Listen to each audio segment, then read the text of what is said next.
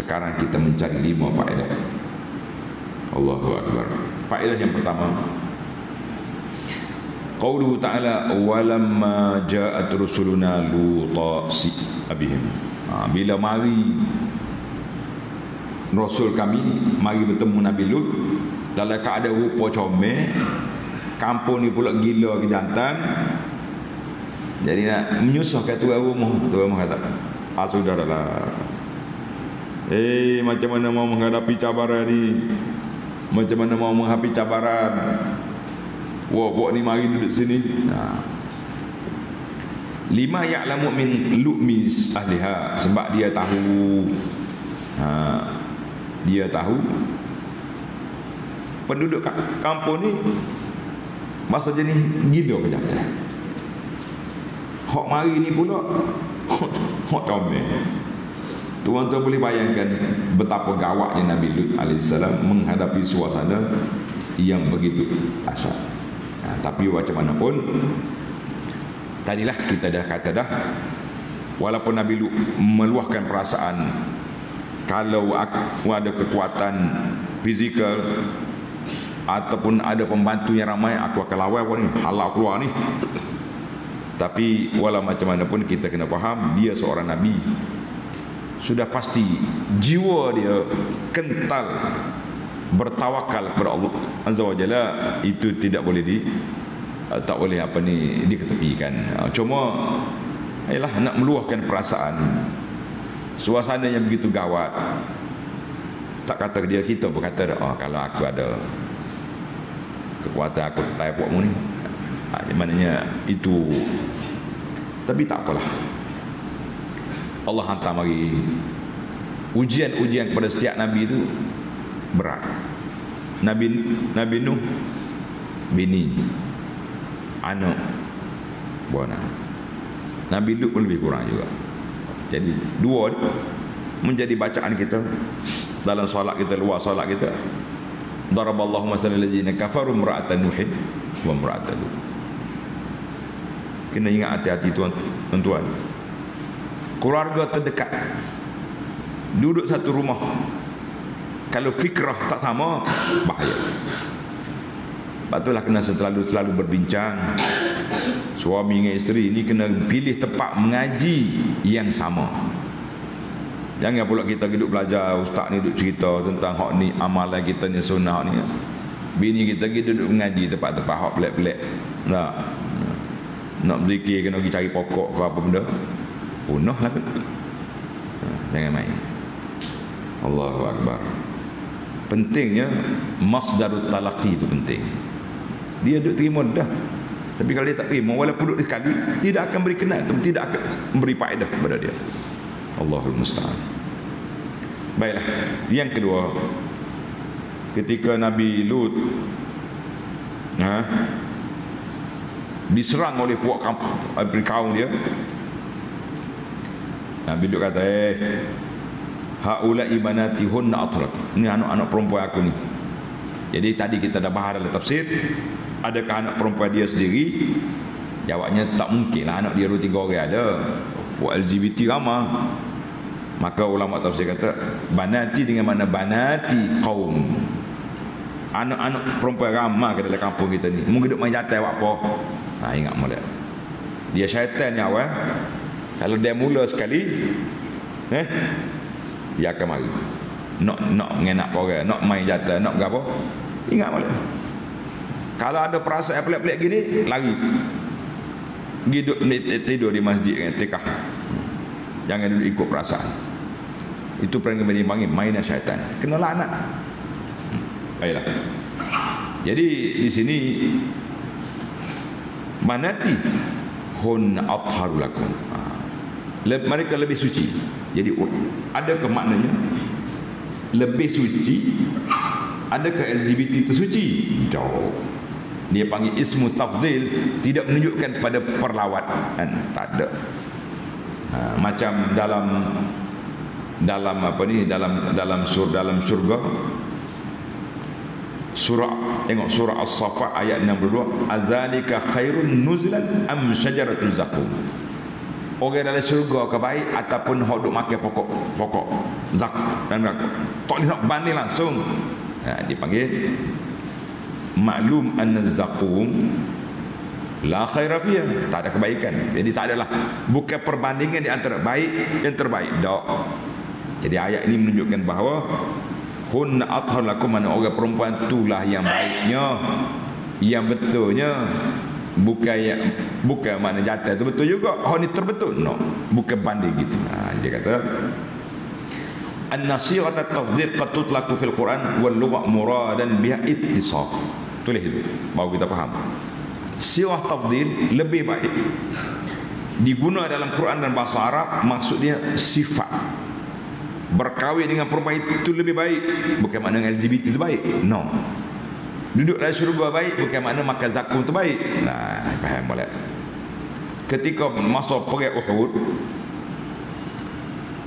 Abu Sufyan naik atas bukit, a'li hubal, dia kata berhala aku terbaik.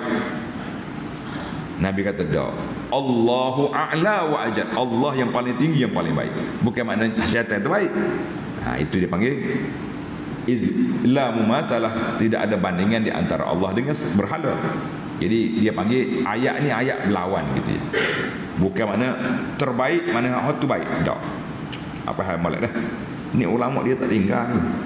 Dia tak tinggal apa yang dia ada tu. Jadi dalam ayat mula-mula tadi tinggal.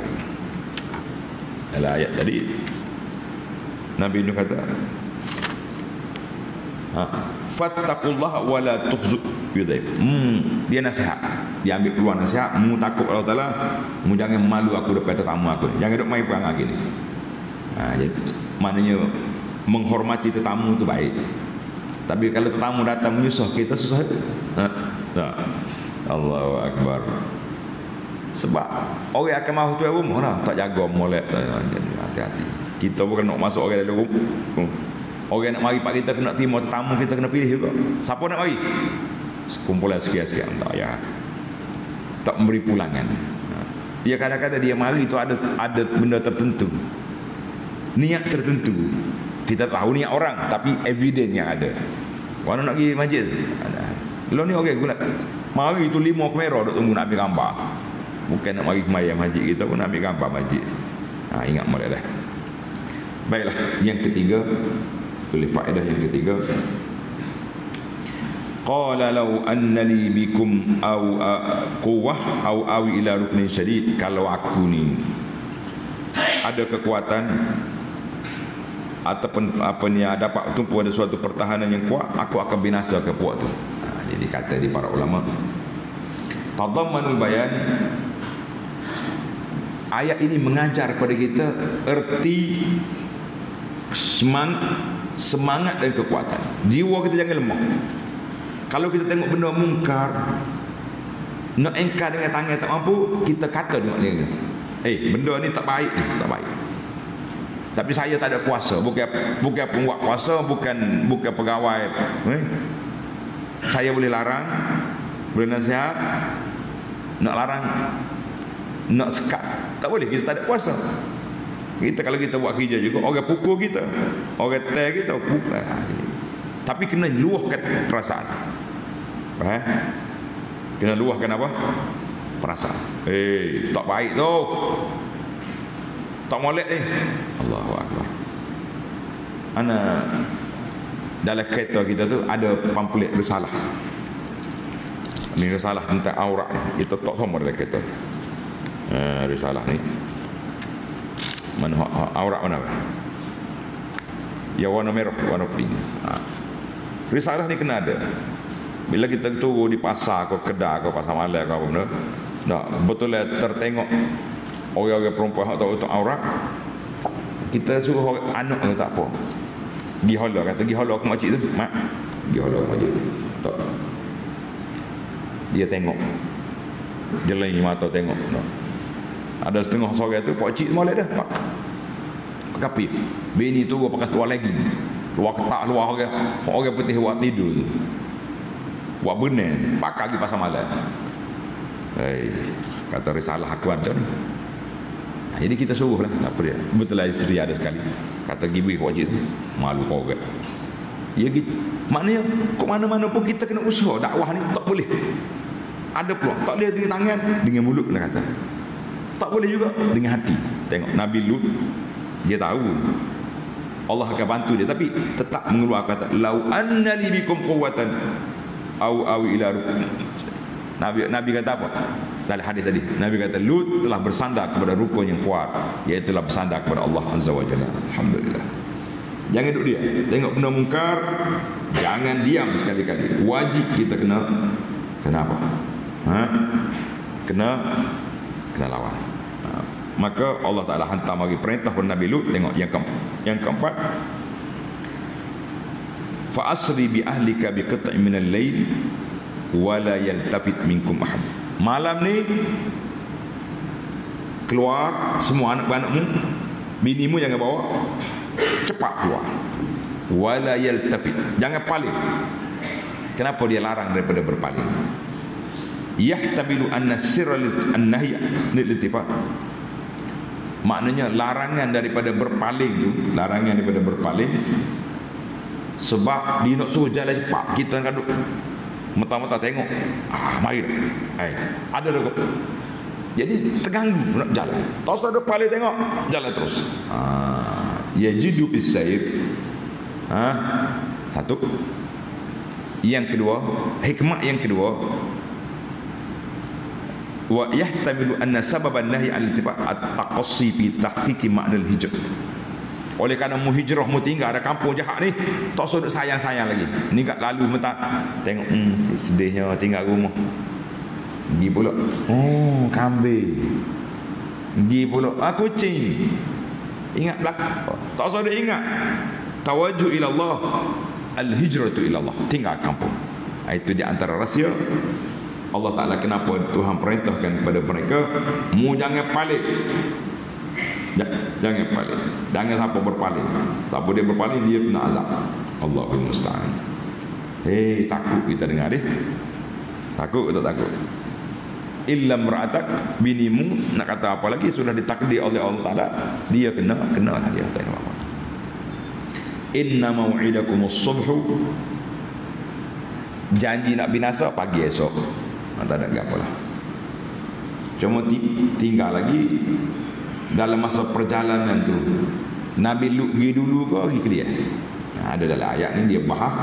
Dia kata Nabi Lut dia pergi ke dia.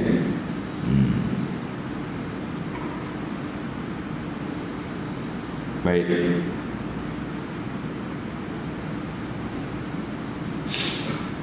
Habislah kita. Yang terakhir, yang kelima, falamma ja'a amruna ja'alna 'aliyaha safilah. Bila mari tempoh binasa, bumi diangkat, hujan batu, balik bumi. Apa sebab? Allahu akbar. Apa sebab? Sebab dia oleh kerana LGBT ni luar tabi'i. Orang lain nikah dengan perempuan, dia nikah sama jantan. Luar tabi'i. Sebab itulah Allah SWT ambil puak ni balik bumi. Mana muni terbalik dia punya tabiat.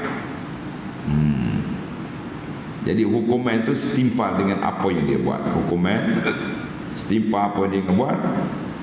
Oleh kerana tabiat pelik, azab pelik, terbalik bumi. Satu. Wa amtarna 'alaiha hijarah. Kenapa pula dilontar dengan batu? Kata di para ulama, dalam Al-Imam Syangkiti dalam tafsir kata, hujjatu man qala inna qatlahu birrajmi. Ada ulama kata LGBT kalau dapat ditangkap, hukumnya dia bukan sebab rejam. Sebab orang yang berkahwin, yang pernah berkahwin zina, hukumannya rejam.